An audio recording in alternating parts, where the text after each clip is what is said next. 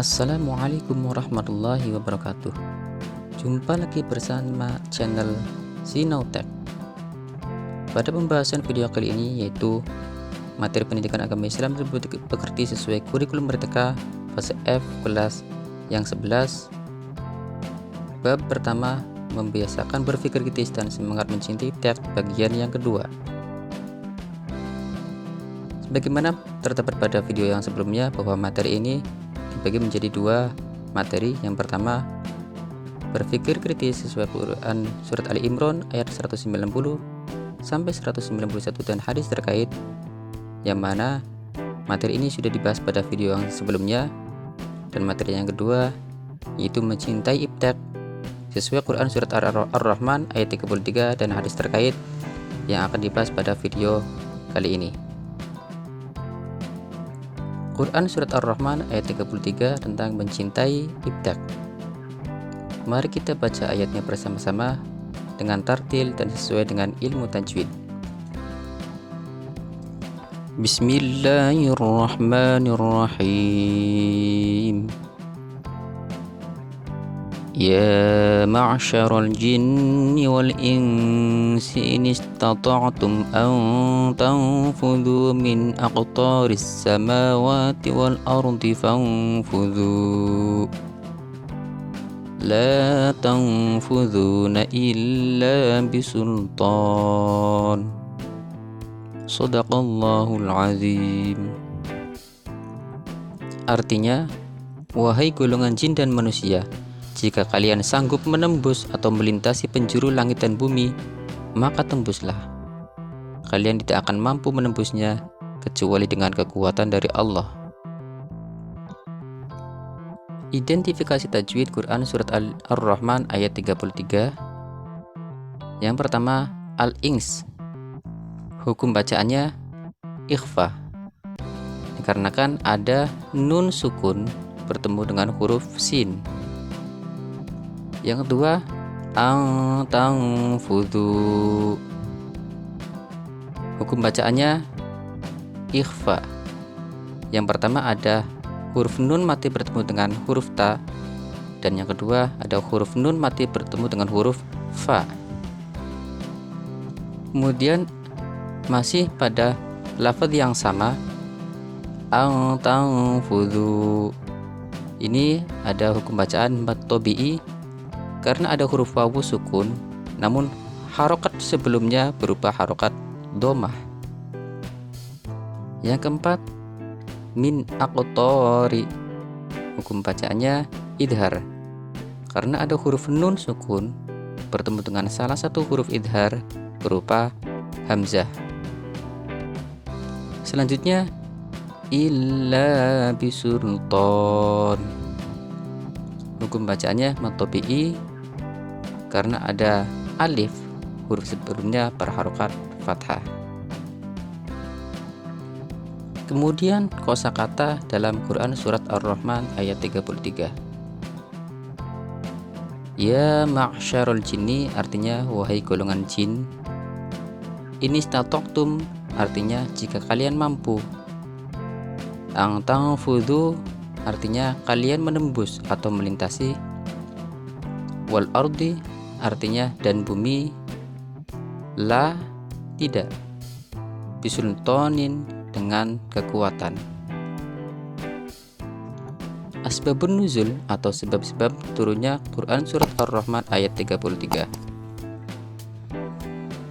Tidak ada sebab khusus tentang turunnya ayat ini, tetapi secara umum seperti yang dipaparkan oleh Muhammad Quraish Shihab, pakar tafsir Indonesia, dalam karyanya berjudul Tafsir Al-Misbah.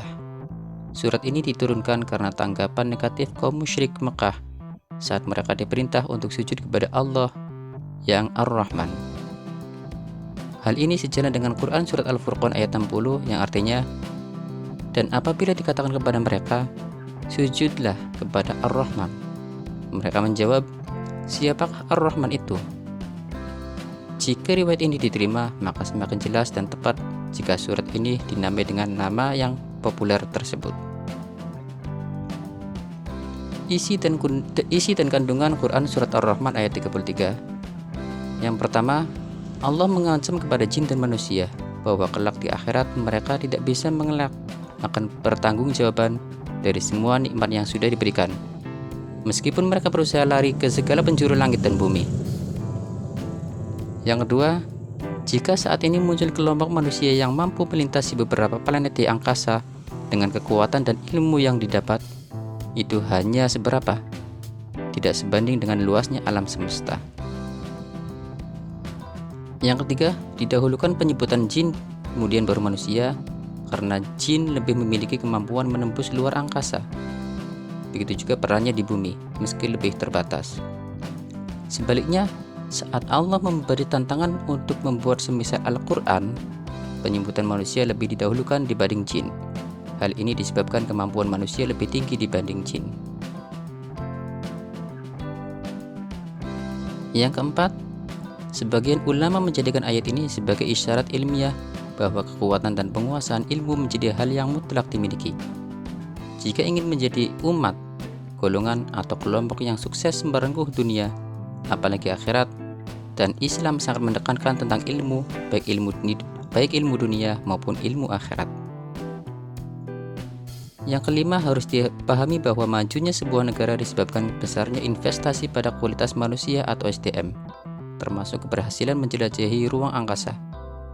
Itu semua membutuhkan dana yang tidak sedikit, termasuk kerjasama di berbagai disiplin ilmu, bahkan antar negara, misalnya ilmu astronomi, teknik, matematika, seni, geologi, dan lain-lain. Adapun hadis yang terkait tentang ilmu pengetahuan, yaitu Sami'tu Abdullah bin Amr bin al-As yaqulu Sami'tu Rasulullah sallallahu alaihi wasallam yaqulu Inna Allah yaqbidul ilma intiza'an yantazi'uhu minan nasi walakin yaqbidul ilma biqabdil ulama'i hatta idza lam yatruk aliman ittakhadhan nasu ru'usan juhalan fasu'ilu faftau bi khairi ilmin fadallu adallu.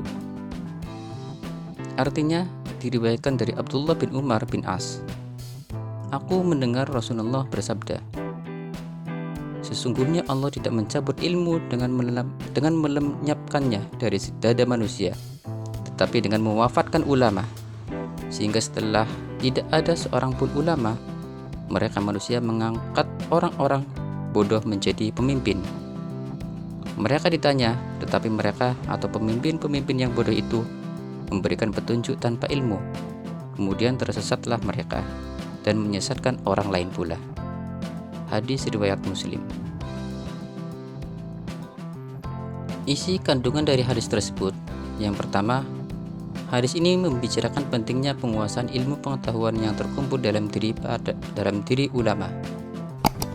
Yang kedua, tentang sejarah para ulama dari satu generasi ke generasi selanjutnya, baik dari buah karyanya maupun kisah hidupnya, masih dapat diambil menjadi teladan.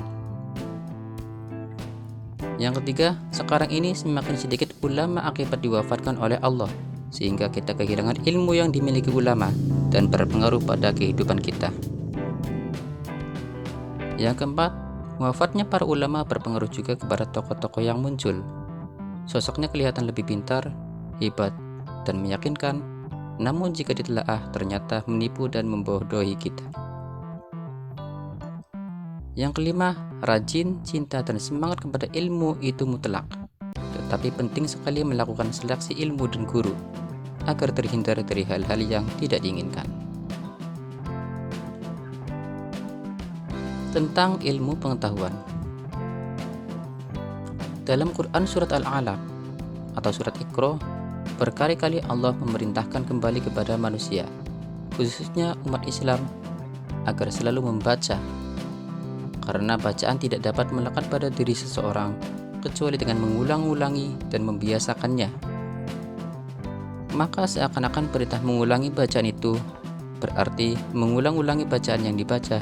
Dengan demikian isi bacaan itu menjadi satu dengan jiwa seseorang. Allah menyatakan bahwa manusia diajari untuk berkomunikasi dengan perantara qalam. Lalu pandai membaca yang memunculkan bermacam-macam ilmu pengetahuan yang bermanfaat baginya, yang menyebabkan dia lebih utama dibandingkan dengan makhluk lain.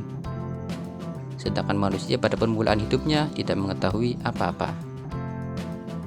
Melalui ayat-ayat ini, terbukti tingginya nilai membaca, menulis, dan ilmu pengetahuan. Jika tidak karena kolam, maka banyak ilmu pengetahuan yang tidak terpelihara, penelitian yang tidak tercatat, dan banyak ajaran agama hilang, serta pengetahuan orang terdahulu tidak dapat dikenal oleh orang-orang sekarang. Begitu pula tanpa kolam, tidak dapat diketahui sejarah orang-orang yang berbuat baik atau berbuat buruk. Tidak ada pula pengetahuan yang menjadi pelita. Selain itu, melalui ayat ini menjadi bukti bahwa manusia yang berasal dari unsur yang mati dan belum berbentuk secara lengkap, akhirnya dijadikan Allah menjadi manusia yang sangat berguna dengan mengajarinya pandai membaca, menulis, berkomunikasi, serta mengetahui segala macam ilmu. Itulah materi tentang mencintai ilmu pengetahuan dan teknologi atau OPTAK.